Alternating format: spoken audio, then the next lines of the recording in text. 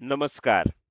Share market Marathi या YouTube चॅनलवर आपल्या सर्वांचं हार्दिक स्वागत. आजच्या व्हिडिओमध्ये आपण निफ्टी, बँक निफ्टी आणि सेन्सेक्स या तीन इंडेक्समध्ये वीकली आणि डेली टाइम फ्रेममध्ये विश्लेषण करणार आहोत. या विश्लेषणामुळे आपल्याला या तीन इंडेक्स सोबतच ओव्हरऑल मार्केटमध्ये पुढील आठवड्यात कशा प्रकारे मूव्हमेंट होऊ शकते, कुठे सपोर्ट घेतला जाऊ शकतो, कुठे रेझिस्टन्स फेस केला जाऊ शकतो, चालू असलेला ट्रेंड असा चालू राहिला तर कोणती टार्गेट्स बघायला मिळू शकतात, जर रिव्हर्सल होणार असेल तर ते कोणत्या लेवलपासून होऊ शकतं, यासारख्या अनेक विषयांचं अतिशय विस्तृत असं विश्लेषण आपण आजच्या या व्हिडिओमध्ये बघणार आहोत. त्यामुळे आजचा हा व्हिडिओ अतिशय महत्त्वाचा आहे आणि आपण सर्वांनी तो शेवटपर्यंत अजिबात स्किप न करता पूर्ण बघावा. मात्र या विश्लेषणाला सुरुवात करण्यापूर्वी मला तुम्हाला शेअर मार्केट मराठीच्या ॲप विषयी थोडक्यात माहिती सांगायची आहे. शेअर मार्केट मराठीचं ॲप आता Android आणि iOS अशा दोन्ही प्लॅटफॉर्मवर उपलब्ध आहे. हे ॲप तुम्ही तुमच्या मोबाईलमध्ये डाउनलोड करून इन्स्टॉल केलंय का? जर केलं नसेल तर कृपया आजच करा. याचं कारण असं आहे की शेअर मार्केट मराठीच्या सर्व सर्व्हिसेस आता ॲपच्या माध्यमातून उपलब्ध आहेत. यामध्ये शेअर मार्केट मराठीचे फ्री कोर्सेस, प्रीमियम ग्रुप आणि पेड कोर्सेसचा समावेश आहे. तुम्हाला जर समजा हे ॲप डाउनलोड करून इन्स्टॉल करायचं असेल तर त्याची लिंक या व्हिडिओच्या डिस्क्रिप्शनमध्ये तसंच कमेंट सेक्शनमध्ये जी पहिलीच कमेंट आहे, पिन कमेंट, त्यामध्ये उपलब्ध करून दिलेली आहे. ह्या दोनपैकी कोणत्याही एका ठिकाणी जाऊन दिलेल्या लिंकवर क्लिक करून तुम्ही हे ॲप डाउनलोड करून इन्स्टॉल करू शकता.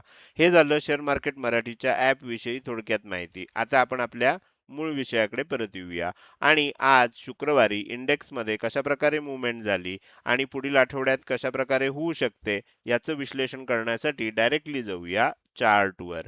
आणि इथे मी सगळ्यात पहिल्यांदा निफ्टी 50चा 15 मिनिटाच्या टाइम फ्रेम मधला चार्ट ओपन केलेला आहे. आज आपण बघू शकता की खूप चांगलं गॅप अप ओपनिंग आपल्याला बघायला मिळालं. आता कालपर्यंत आपल्याला असं वाटत होतं की थोडंसं आणखीन सेलिंग येऊ शकतं. मात्र आज अचानक गॅप अप ओपनिंग होण्याची शक्यता निर्माण झाली होती. त्यामुळे जे आपल्या सर्व प्रीमियम ग्रुप असतील, पेड कोर्सचे सदस्य असतील किंवा आपले ज्यांनी YouTube चॅनल मेंबरशिप घेतली आहे त्यांना जे मी अपडेट देत असतो, त्याच्यामध्ये प्री ओपनिंग मार्केट अपडेट म्हणून एक प्रकार असतो जो 9 वाजण्याच्या पूर्वीच दिला जातो.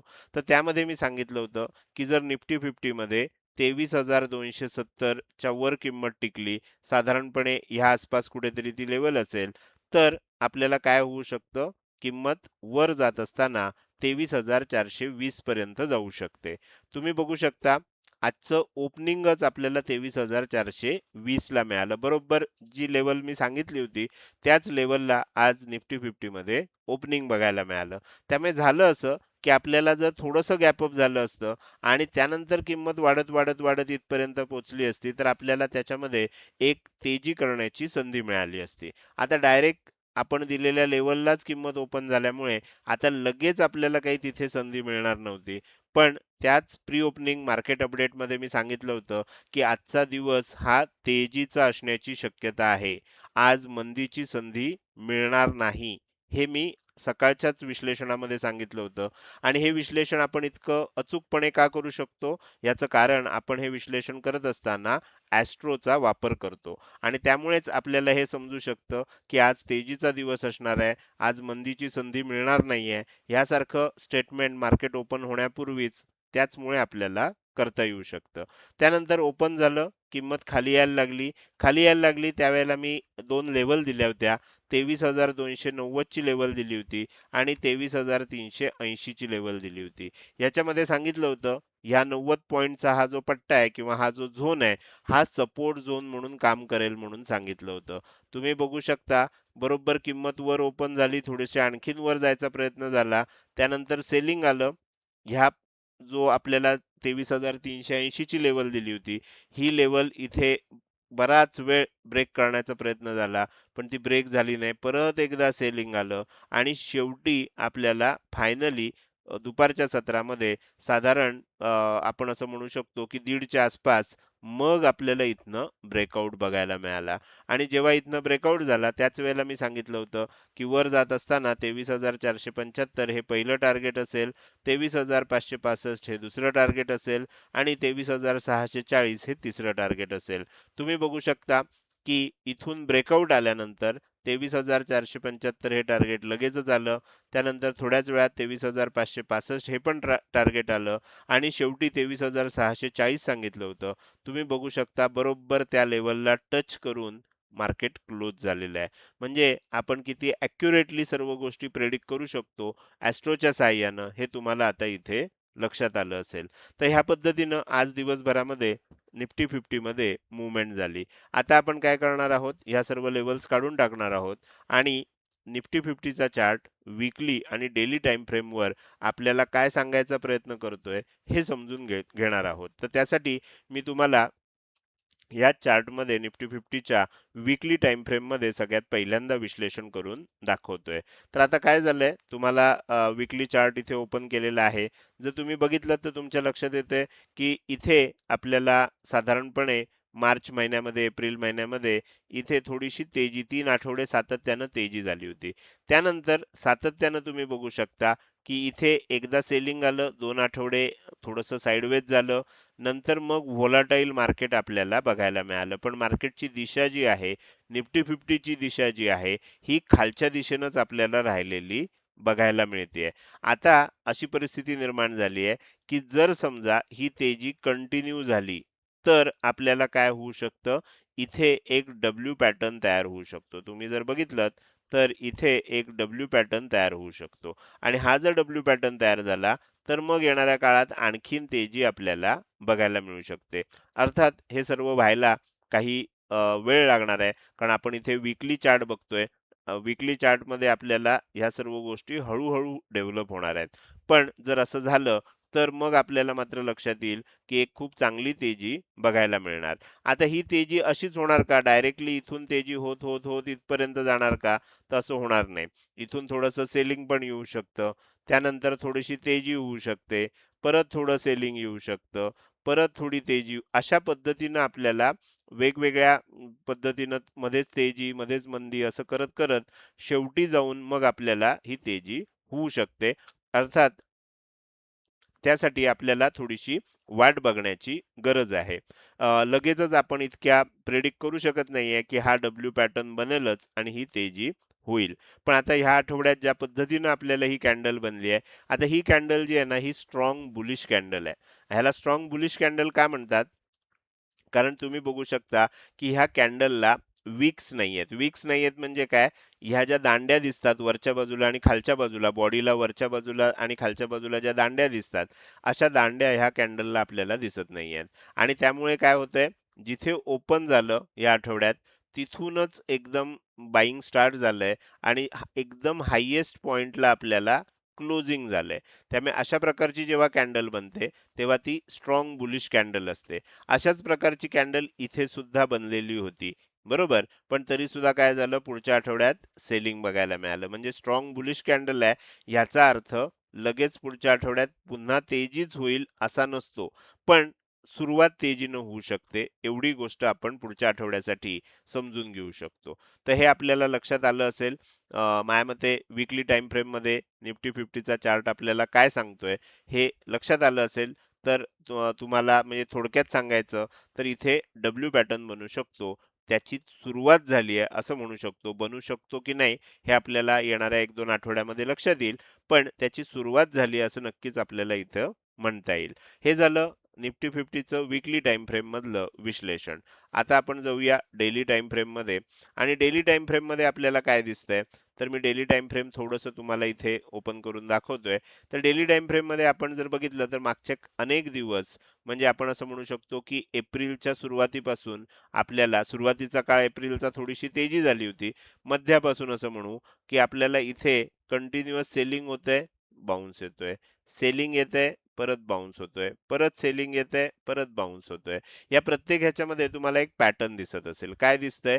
इथे हाय बनला, त्यानंतर हाय इथे बनला, त्यानंतरचा हाय इथे बनला, लो इथे बनलाय, पुढचा लो इथे बनलाय, त्याच्यानंतरचा लो इथे बनलाय. म्हणजे तुम्हाला काय दिसतंय? लोअर लो बनतायत, लोअर हाय बनतायत, आणि हे टिपिकल आपल्याला काय लक्षण असतं? टिपिकल हे लक्षण असं असतं की ह्याच्यामध्ये आपल्याला मार्केटमध्ये मंदी बघायला मिळते. आता तुम्ही ह्याच्यामध्ये काय विश्लेषण करू शकता? एक चॅनल ड्रॉ करू शकता. जनरली अशा ठिकाणी चॅनल ड्रॉ केला जातो आणि त्या चॅनलच्या साहाय्यानं आपल्याला काय समजतं? आता मी तुम्हाला इथे एक चॅनल ड्रॉ करून दाखवतो, म्हणजे तुमच्या व्यवस्थित लक्षात येईल की ह्या चॅनलच्या साहाय्यानं आपल्याला समजतं की आपण येस, असा चॅनल जर तुम्ही इथे ड्रॉ केलात तर आपल्याला दिसतंय की हा डाऊन ट्रेंड चालू झालेला आहे. बरोबर. आता हा डाऊन ट्रेंड जो आहे ह्याच्यामध्ये ब्रेकआउट कधी येणार? ब्रेकआउट येण्यासाठी ह्या चॅनलच्या ज्या दोन आपल्याला रेषा दिसत आहेत ह्याच्या कुठच्या तरी एका बाजूने आपल्याला बाहेर पडायला पाहिजे. जर समजा तेजी व्हायची असेल तर काय होईल? इथून आपल्याला ब्रेकआउट येईल. बरं, ब्रेकआउट आल्यानंतर काय होईल? नुसतं ब्रेकआउट येऊन उपयोग नाही. तर ह्या पूर्वीचा जो स्विंग हाय आहे, कारण आतापर्यंत काय झालंय बघा, प्रत्येक वेळेला हा जो स्विंग हाय बनलाय, हा जो स्विंग हाय बनलाय, हा जो स्विंग हाय बनलाय, हा खाली खाली खाली बनत आलाय. लो सुद्धा खाली खाली बनतायत. जर आपल्याला हा जो पॅटर्न आहे हा ब्रेकआउट करायचा असेल, ब्रेक करायचा असेल आणि तेजी करायची असेल, तर पहिल्यांदा एक तर ह्या लेवलच्या बाहेर जायला पाहिजे. त्यानंतर जनरली काय होतं, आपल्याला माहिती आहे की एकदा ही लेवल टेस्ट करायला किंमत खाली पण येईल आणि त्याच्यानंतर जेव्हा परत वर जाईल आणि इथे जर समजा हा जो हाय आहे हा ब्रेकआउट झाला, तर मग आपला पॅटर्न ब्रेक होईल आणि ही जी डाऊन मूव चालू आहे, एका चॅनलमध्ये किंमत खाली जातीये, ही डाऊन मूव थांबेल आणि तेजी चालू होईल. असं नाही झालं समजा, तर काय होईल? इथून वर जायला थोडासा स्कोप आहे. इथपर्यंत जाऊ शकेल, जसं इथून वर गेलं होतं, जसं इथून वर गेलं होतं. बरोबर. असं इथून थोडंसं वर जाईल आणि पुन्हा एकदा सेलिंग स्टार्ट होऊ शकतं. तर त्यामुळे आता आपल्याला तेजी होणार की नाही हे कधी व्यवस्थित कळू शकेल? ह्याच्यावर ब्रेकआउट आलं आणि त्यानंतर आपल्याला इथे एन पॅटर्न बनला. असा जेव्हा एन पॅटर्न बनेल, ब्रेकआउट आलंय, लेवल टेस्ट करायला खाली आलं आणि परत वर चाललं, तरच आपण असं म्हणू शकतो की इथनं पुढे आपल्याला तेजी होऊ शकेल. तर ह्याच्यासाठी पण आपल्याला एखादा आठवडा वाट बघायला लागू शकते. कदाचित 2 आठवडे लागू शकतात. पण एकदा असं काहीतरी झालं, की मग आपल्याला तेजीचं कन्फर्मेशन थोडंसं लाँग टर्मसाठी करता येऊ शकेल. नाही झालं, तर मग चाललेला पॅटर्न जो आहे तोच कंटिन्यू होण्याची शक्यता आहे. तर माझ्या मते तुम्हाला आता डेली टाइम फ्रेमवर आणि वीकली टाइम फ्रेमवर बघून निफ्टी 50चं विश्लेषण पुढच्या येत्या काही दिवसांसाठीचं व्यवस्थित लक्षात आलं असेल. आता आपण काय करूया? पुढे जाऊया आणि बँक निफ्टीचा चार्ट ओपन करूया. बँक निफ्टीमध्ये आपण बघू शकता की आज गॅप अप ओपन झालं. निफ्टी प्रमाणे बँक निफ्टीमध्ये फार मोठं सेलिंग आलं नाही. एका रेंजमध्येच बराच काळ किंमत अडकून पडली होती. तुम्ही इथे जर बघितलं तर लक्षात येईल साधारण 55,800 पासून 56,000 ह्या रेंजपर्यंत किंमत अडकून पडली होती आणि त्यानंतर जेव्हा ब्रेकआउट आला त्यावेळेला आपल्याला किंमत आणखीन वर गेली. आता इथे मी तुम्हाला 2 लेव्हल काढल्यात. ह्या ज्या 2 लेव्हल आहेत, ह्या मीडियम टर्मच्या तेजीची टार्गेट होती. आता इथे काय झालंय आणि हा रेझिस्टन्स झोन सुद्धा होता. तर त्यामुळे इथे आता आपल्याला जी किंमत आली आहे, ती पहिलं टार्गेट तर इथलं अचीव्ह झालंय, फायनल टार्गेट सुद्धा अचीव्ह झालंय. आता इथे काय होऊ शकतं, इथे आपल्याला थोडंसं प्रॉफिट बुकिंग बघायला मिळू शकतं. उद्याच्या व्हिडिओमध्ये मी तुम्हाला जास्त डिटेलमध्ये सांगेन की सोमवारी काय होऊ शकतं. पण आता एक आयडिया म्हणून लक्षात घ्या, की ह्या लेव्हल सगळ्या म्हणजे वरची जी टार्गेट होती ती अचीव्ह झाली आहेत. एकदा सेलिंग येऊ शकतं. कुठपर्यंत येऊ शकतं? कमीत कमी जर सेलिंग आलं, तर साधारणपणे हा झोन जिथे सपोर्ट घेतला होता, ह्या आसपास पर्यंत येऊ शकतं. म्हणजे इथून खाली येताना इथपर्यंत येऊ शकतं. ह्याच्याही थोडंसं खाली जाणार असेल, तर मग साधारणपणे अशा एरियापर्यंत म्हणजे हा जो गॅप आहे, हा गॅप भरेपर्यंत आपल्याला किंमत खाली येऊ शकते. तर येणाऱ्या काळात आपल्याला थोडंसं सावध राहायचं आहे आणि त्यानंतर मग खऱ्या अर्थानं जी आपल्याला तेजी असणार आहे, ती बघायला मिळू शकते. एकदा खाली येणार आहे आणि मग वर जाणार आहे. अशा प्रकारचं आता बँक निफ्टीचं विश्लेषण आपण येणाऱ्या आठवड्यासाठी समजून घेऊ शकतो. तर माझ्या मते सोमवारसाठीचं स्पेसिफिक विश्लेषण उद्याच्या व्हिडिओमध्ये असेल. पण ह्या व्हिडिओमध्ये मी तुम्हाला काय सांगतोय, पूर्ण आठवड्यासाठी आपल्याला कशाप्रकारे बँक निफ्टीचा विचार करायचा आहे. तर त्यासाठी आपल्याला ह्या पद्धतीनं मूव्हमेंट होऊ शकते, असं चित्र आता दिसतंय. तर हे झालं आज काय झालं आणि मी थोडक्यात तुम्हाला 15 मिनिटाच्या चार्टवर सुद्धा सांगितलं. आता आपण या सर्व लेवल्स काढून टाकूया आणि त्यानंतर वीकली आणि डेली टाइम फ्रेमवर जाऊन विश्लेषण करायला सुरुवात करूया. आता तुम्ही इथे जर बघितलं तर बँक निफ्टीचा जो आपल्याला चार्ट आहे हा जास्त प्रॉमिसिंग दिसतोय. याचं कारण तुम्हाला वीकली टाइम फ्रेमवर बघितल्या बघितल्या लक्षात येईल. काय झालंय हे जे सेलिंग आलं होतं त्यानंतर हा बाउन्स आला, परत सेलिंग आलं आणि परत बाउन्स आला आणि आता डब्ल्यू पॅटर्नच्या अगदी जवळ आलंय. निफ्टीमध्ये काय आहे, डब्ल्यू पॅटर्न पासून खूप अंतर आहे. पण इथे बँक निफ्टी पासून मध्ये काय झालंय, डब्ल्यू पॅटर्नच्या खूप जवळ आलंय. त्यामुळे आता कदाचित पुढच्याच आठवड्यात आपल्याला कळणार आहे की ब्रेकआउट मिळतोय की आपल्याला आणखीन एखादा आठवडा वाट बघावी लागते. हे पुढच्याच आठवड्यात क्लिअर होईल, कारण आपल्याला ब्रेकआउटसाठी खूप थोडंसं अंतर शिल्लक राहिलंय.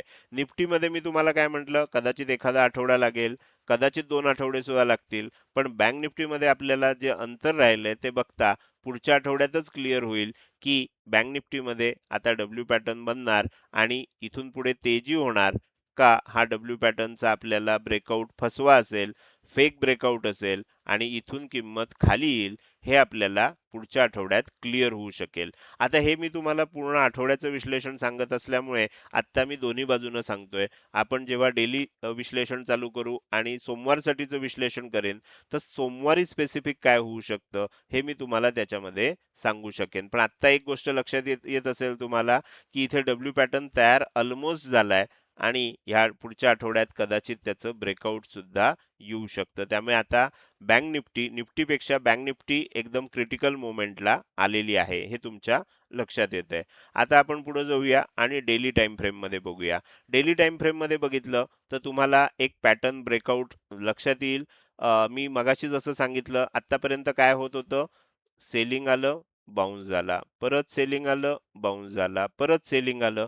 ह्याच्यामध्ये काय होत होतं, हाय जे आहेत ना, हे हाय खाली खाली बनत होते. ह्याला लोअर हाय पॅटर्न असं म्हणतात. आणि लोज जे आहेत ते सुद्धा खाली खाली बनत होते. बरोबर. आता हा पॅटर्न आपल्याला ब्रेकआउट झालेला दिसतोय. कशा पद्धतीनं, तर पहिल्यांदाच असं झालंय की हा जो लो आहे तो ब्रेक झाला नाही आणि त्याचा लो जो आहे ह्या नंतरचा आपल्याला थोडासा हायर साईडला बनलाय. म्हणजे इथे बघू शकता त्याच्या खाली गेला होता, म्हणजे इथून इथे येताना लोअर लो बनला होता, पण इथून इथे जाताना हायर लो बनलाय. पहिलं आपल्याला इथे लक्षात येतं की आता कदाचित पॅटर्न जो खाली जाण्याचा होता तो थांबू शकतो, पॅटर्न ब्रेकआउट होऊ शकतो. आणि तुम्हाला इथे आणखीन एक गोष्ट लक्षात येईल की डेली टाइम फ्रेमवर ऑलरेडी डब्ल्यू पॅटर्नचा ब्रेकआउट आलेला आहे. वीकली टाइम फ्रेमवर अजून यायचं आहे, पण डेली टाइम फ्रेमवर आलेला आहे. हे आपल्याला पहिलं साईन असतं की ओळखायला लॉंग टर्म मध्ये मार्केटमध्ये तेजी होऊ शकते का. आता ब्रेकआउट आला म्हणजे आपल्याला लगेच पुढच्या आठवड्यात आता इथून पुढे कायम तेजीच होणार असा अर्थ नसतो. कधी कधी काय होतं की ब्रेकआउट दाखवला जातो ट्रॅप करण्यासाठी आणि पुढच्या आठवड्यात काय होईल, गॅप डाऊन ओपन होऊन एकदम शार्प सेलिंग येऊ शकतं. हे कशासाठी, तर हा ब्रेकआउट दाखवायचा असतो ट्रॅप करण्यासाठी. बायर्स भरपूर तयार करायचे असतात, लिक्विडिटी तयार करायची असते आणि मग सेलर एकदम सेल करून खाली आणू शकतात. त्यामुळे आणखीन एक आठवडा वाट बघणं आवश्यक आहे आणि त्यानंतर कळेल. जर समजा हा जो हाय आहे हा ब्रेकआउट झाला आणि ह्याच्यावर किंमत टिकली पुढच्या आठवड्यात, मग आपण कन्फर्म करू शकतो. मग त्यावेळेला काय होईल, त्यावेळेला वीकली टाइम फ्रेमचा सुद्धा आपल्याला डब्ल्यू पॅटर्नचा ब्रेकआउट मिळेल आणि मग डबल कन्फर्मेशन झाल्यानंतर आपण मग जास्त कॉन्फिडंटली म्हणू शकतो की येणाऱ्या काळात तेजी होईल. नाहीतर पुढच्या आठवड्यात जर पुन्हा सेलिंग झालं तर मग मात्र थोडंसं आपल्याला वाट बघावी लागेल. इथे दोन्ही पॅटर्न आपल्याला लक्षात आलेत. लोअर लोचा पॅटर्न ब्रेक झालाय आणि लोअर हायचा पॅटर्न सुद्धा ब्रेक झालाय. आतापर्यंत तुम्ही जर बघितलं तर इथून इथे लोअर हाय बनला, इथून इथे लोअर हाय बनला, पण आता मात्र हायर हाय बनलाय. म्हणजे पूर्वीपासून इथे जर बघितलं तर हायर हाय बनलाय. म्हणजे आपल्याला एक गोष्ट आता क्लिअर झाली आहे की बँक निफ्टीनं तेजी करायला सुरुवात केली आहे. पूर्ण संकेत देऊन झालेले आहेत. तर आता ह्या दोन इंडेक्सच्या विश्लेषणानंतर तुम्हाला आता मार्केटचं थोडंसं पुढच्या आठवड्याची आयडिया आली असेल. आपल्याला पुढे जाऊन सेन्सेक्सचं विश्लेषण करायचंच आहे. मात्र त्यापूर्वी मला तुम्हाला आपल्या शेअर मार्केट मराठी या यूट्यूब चॅनलच्या मेंबरशिप विषयी थोडक्यात माहिती सांगायची आहे. आपल्या यूट्यूब चॅनलवर जर तुम्ही गेलात आणि तिथे सबस्क्राईब बटनच्या शेजारी बघितलं तर तुम्हाला एक जॉईन बटन दिसतंय. या जॉईन बटनला क्लिक करून तुम्ही आपल्या YouTube चॅनलची मेंबरशिप घेऊ शकता. याच्यामध्ये 4 ऑप्शन उपलब्ध करून दिलेले आहेत. पहिलं ऑप्शन आहे ब्रॉन्झ, दुसरं आहे सिल्वर, तिसरं आहे गोल्ड आणि चौथं आहे प्लॅटिनम. यापैकी सध्या आपण गोल्ड मेंबरशिप आणि प्लॅटिनम मेंबरशिप या 2 सर्व्हिसेस चालू केल्यात. पुढच्या आठवड्यापासून ब्रॉन्झ आणि सिल्वर ह्या मेंबरशिप सुद्धा चालू होतील. तर तुम्हाला जर ट्राय करायचं असेल, तर तुम्ही काय करू शकता, गोल्ड मेंबरशिपनं सुरुवात करू शकता. आता आत्तापर्यंत काय होतं? आत्तापर्यंत आपण आपल्या सर्व पूर्वीच्या पेड कोर्सच्या सदस्यांना आणि प्रीमियम ग्रुप मेंबरना हे सर्व ॲस्ट्रो मार्केट अपडेट देत होतो. गोल्ड मेंबरना जे अपडेट देतो, तेच अपडेट आपण सर्व जुन्या पेड कोर्सच्या सदस्यांना आणि प्रीमियम ग्रुपच्या मेंबर्सना देत होतो. आणि ते कुठे देत होतो? तर आपला जो टेलिग्रामवर प्रीमियम ग्रुप आहे, शेअर मार्केट मराठी प्रीमियम ह्या नावानं, तर तिथे आपण हे सर्व अपडेट देत होतो. तर आता काय होईल? पुढच्या आठवड्यापासून ह्याच्यामध्ये थोडासा बदल होईल आणि त्या बाबतीतले सर्व सूचना ज्या आहेत, त्या टेलिग्राम ग्रुपवरच्या आपल्या प्रीमियम ग्रुपमध्ये सांगितल्या जातील. तुम्हाला जर YouTube चॅनल मेंबरशिप विषयी कोणतीही शंका असेल, तर तुम्ही काय करू शकता? मी इथे माझा WhatsApp नंबर शेअर करतोय. ह्या नंबरवर WhatsApp मेसेजद्वारे तुम्ही चौकशी करू शकता. लक्षात ठेवा, ह्या नंबरवर केवळ WhatsApp मेसेजद्वारे संपर्क करा. साधा कॉल किंवा WhatsApp कॉल करू नका. या नंबरवरचे कॉल स्वीकारले जात नाहीत. त्यामुळे फक्त WhatsApp मेसेजद्वारे तुम्ही YouTube चॅनल मेंबरशिप विषयी तुमच्या मनात असणारा कुठलीही शंका किंवा प्रश्न विचारू शकता. हे झालं YouTube चॅनल मेंबरशिप विषयी थोडक्यात माहिती. आता आपण आपल्या पुन्हा एकदा मूळ विषयाकडे परत येऊया आणि राहिलेला इंडेक्स सेन्सेक्स त्याचं विश्लेषण करायला सुरुवात करूया. जसं निफ्टीमध्ये झालं, सेन्सेक्समध्ये सुद्धा तुम्ही बघू शकता खूप मोठं गॅप अप ओपनिंग आपल्याला बघायला मिळालं आणि त्यानंतर थोडंसं वर पण गेलं, पण बराच काळ त्यानंतर काय झालं, साइडवेज मूव्हमेंट आपल्याला बघायला मिळाली. आता इथे ना ही पण एक गोष्ट प्राइस ॲक्शन म्हणून लक्षात ठेवली पाहिजे, की जेव्हा एखाद्या दिवशी गॅप अप ओपन होतं आणि गॅप अप ओपन झाल्यानंतर साइडवेज मूव्हमेंट होते, लगेच खूप मोठं सेलिंग येत नाही. त्यावेळेला किंमत वर जाण्यासाठी तयारी चालू असते. ही गोष्ट लक्षात ठेवा. कारण इथे जे साइडवेज मूव्हमेंट होतीये, ह्याला आपण काय म्हणतो? जर तुम्ही बघितलं तर तुमच्या लक्षात येईल, ह्याला पोल अँड फ्लॅग पॅटर्न असं म्हणतात. तर हा आपल्याला पोल दिसतोय म्हणजे एखादा झेंडा जसा असतो त्याचा हा पोल आहे आणि त्याच्यानंतर हा फ्लॅग आहे त्याच्यावरचा. पोल अँड फ्लॅग पॅटर्नमध्ये काय असतं, की वरची लेवल जी असते फ्लॅगची ती ब्रेकआउट झाल्यानंतर तिथून वर तेजी होऊ शकते. मग इथे इतका वेळ काय झालं? तर इथे काय असतं, इथे सगळ्यांना कन्फ्युजन मध्ये ठेवलं जातं. मोठे जे प्लेयर असतात ते अशा वेळेला अॅक्युमुलेशन करत असतात. हळूहळू बाईंग करत असतात. तुम्हाला लक्षात पण येणार नाही. या पद्धतीनं बाईंग करत असतात आणि तुम्हाला पॅटर्न असा दाखवत असतात, की आपल्याला जणू आता जर इथे बघितलं तर तुमच्या लक्षात येईल, की इथे एम पॅटर्नच बनतो की काय? असं दाखवलं जातं. प्रत्यक्षात एम पॅटर्न न बनता डब्ल्यू पॅटर्न बनतो आणि तेजी होते. बरोबर? तर त्याच्यासाठी पोल अँड फ्लॅग पॅटर्न असेल किंवा अॅक्युमुलेशन असेल, ह्या संकल्पना तुम्हाला जर व्यवस्थित माहीत असतील, तर अशा वेळेला तुम्ही गोंधळून जाणार नाही आणि तुमच्या लक्षात येईल, की इथे वरच्या बाजूलाच ब्रेकआउट होण्याची शक्यता आहे. जर किंमत खाली जाण्याची असती, तर मग इतका वेळ ह्या एरियामध्ये राहिलंच नसतं. ह्यापूर्वी जेव्हा किंमत खाली आली आहे गॅप अप ओपनिंग नंतर, तेव्हा तुम्ही चेक करू शकता. मागे जाऊन मी तुम्हाला दाखवू शकतो. इथे जर तुम्ही बघितलंत 9 तारखेला खूप मोठं गॅप अप ओपनिंग झालं होतं. पण काय झालं? त्यानंतर किंमत शार्प खाली आली. बरोबर?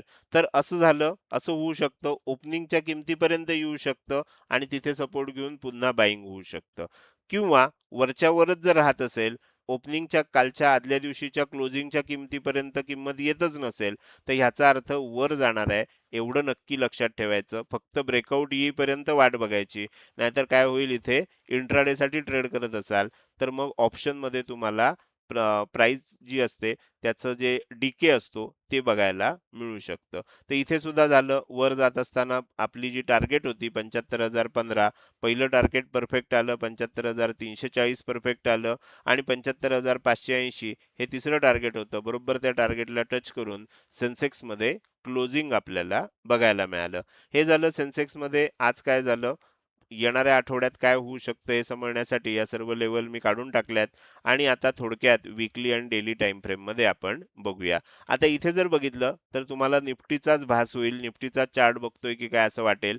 तर हा सेन्सेक्सचा चार्ट आहे. सेम सगळं तसंच आहे. सेलिंग झालं एक मोठं, एक बाउन्स आला होता, परत सेलिंग झालंय आणि आता बाउन्स येण्याची शक्यता आहे. डब्ल्यू पॅटर्न बनण्याची तयारी होतीये की काय अशी परिस्थिती निर्माण झाली आहे. जर खरोखरच हा डब्ल्यू पॅटर्न बनला आणि हा हाय ब्रेक झाला, तर मग येणाऱ्या काळात खूप चांगली तेजी बघायला मिळेल. पण जे निफ्टीचं विश्लेषण केलं तेच इथे लक्षात ठेवा, की त्याच्यासाठी अजून एखादा आठवडा किंवा 2 आठवडे वाट बघायला लागू शकते.